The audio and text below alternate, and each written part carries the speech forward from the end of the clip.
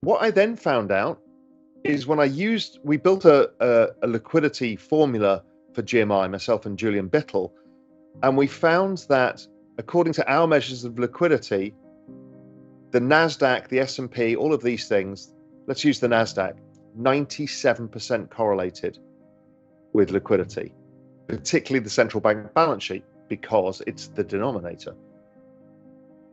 And we can then forecast into the future by using a lot of the work that we do in GMI, where liquidity is going to go.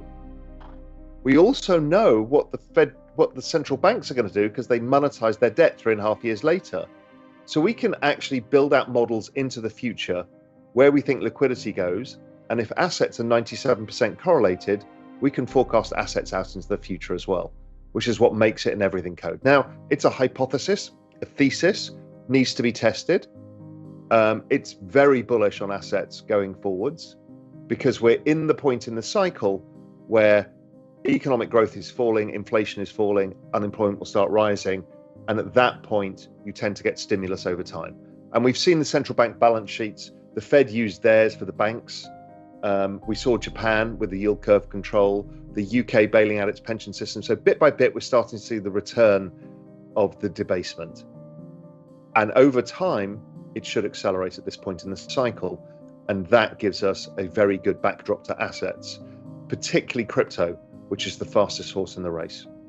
Renowned macroeconomic investor and Real Vision founder, Raoul Pal, claims to have cracked the code for successfully forecasting asset prices months in advance.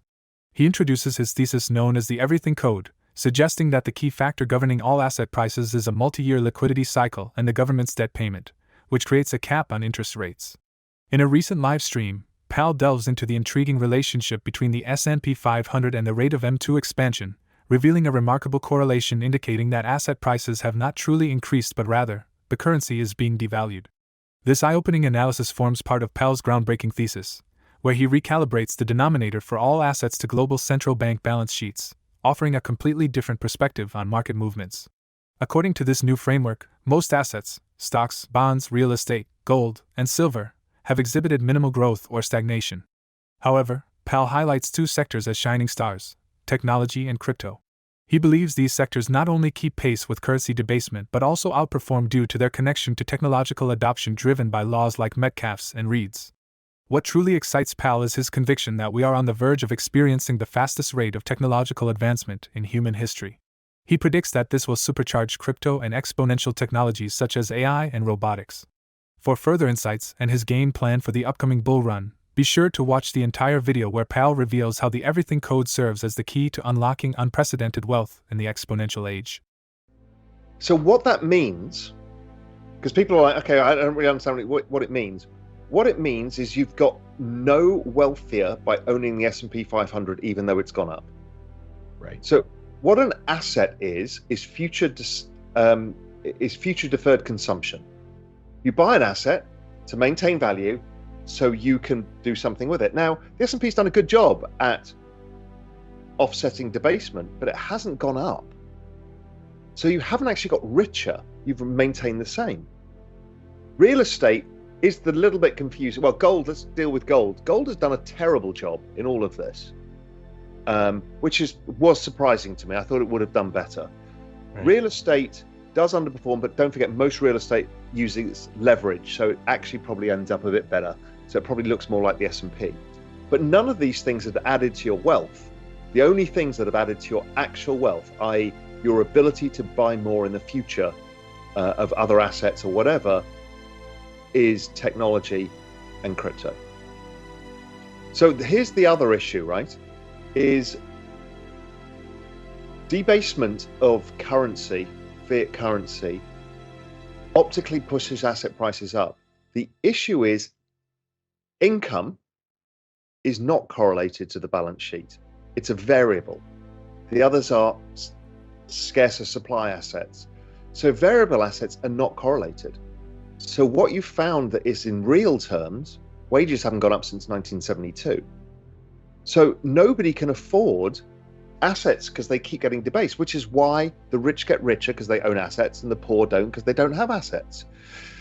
And this is part of the thesis that got me into crypto, because here is a new asset that is basically fractionized. So everybody can put in a percentage of their net worth and participate. And it's a faster growing asset, so it gives you a chance.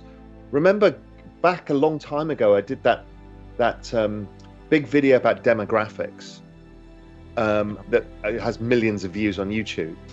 Part of that thesis was you need to own something like crypto because it's got a right tail. It has a potential to generate higher returns because people are so in the hole from their real wages never going up. And they're so in the hole that they've just borrowed money endlessly.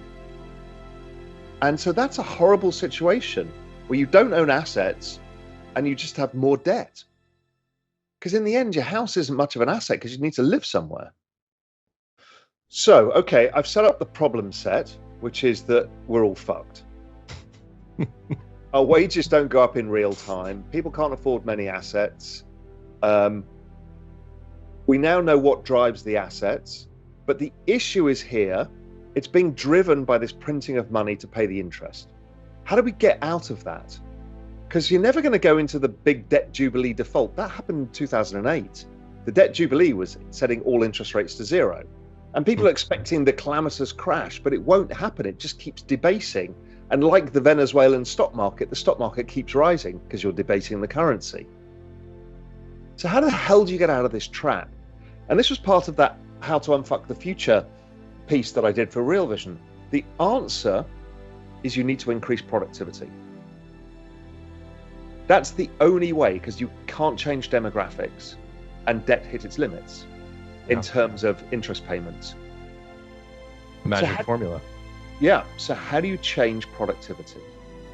That's the exponential age.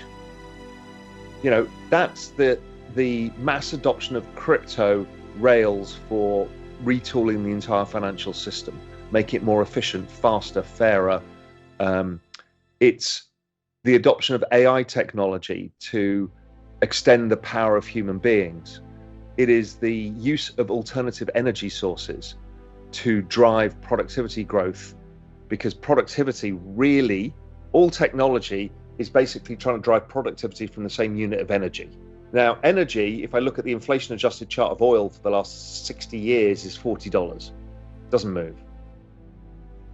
Even with the shale revolution, didn't really move because China came on, you know, we had different demand structure. Now, technology keeps driving productivity growth, but it's not having a big enough difference yet. The real answer is to lower the price of energy.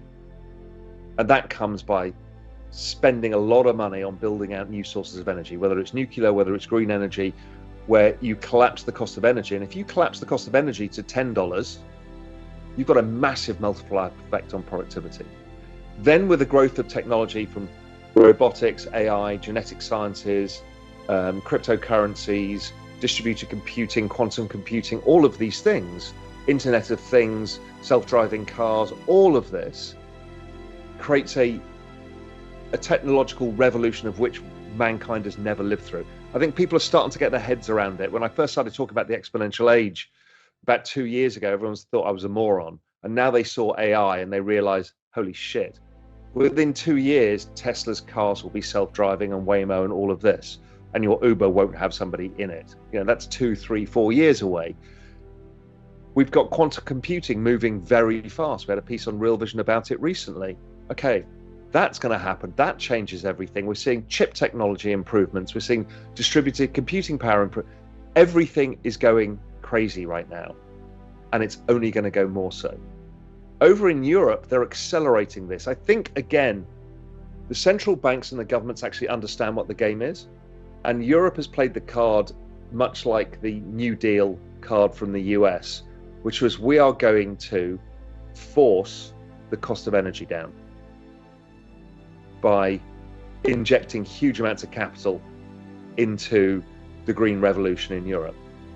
That wins for them because they create new job opportunities. It wins for them because they lower the cost of energy, and it wins for them because they lower their resilience on other nation states who own the energy.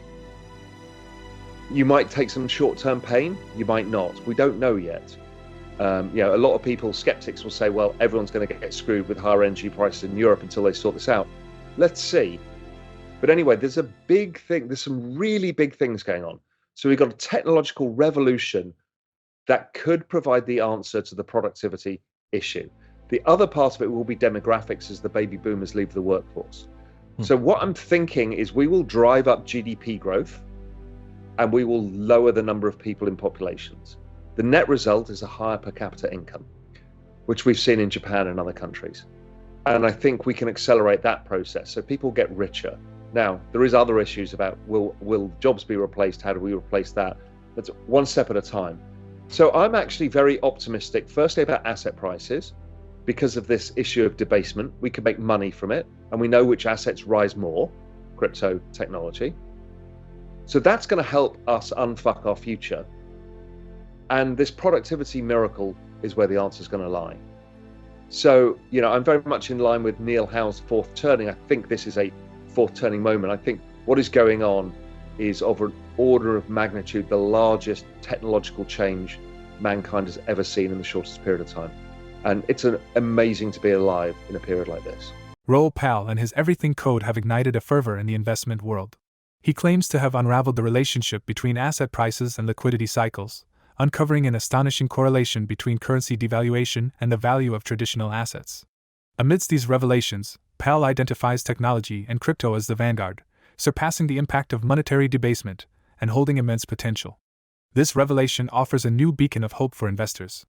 According to Pal, we are on the cusp of an unprecedented bull run, fueled by rapid technological advancements. The time has come to ponder the insights shared by Pal and decide whether to embrace the exponential age and seize the tremendous opportunities it presents. As the saying goes, fortune favors the bold. Now is the moment to make a bold move and be part of this transformative era. For more Daily Dose Crypto news, check out these 2 awesome videos on your screen. Click now and we will see you on the next video.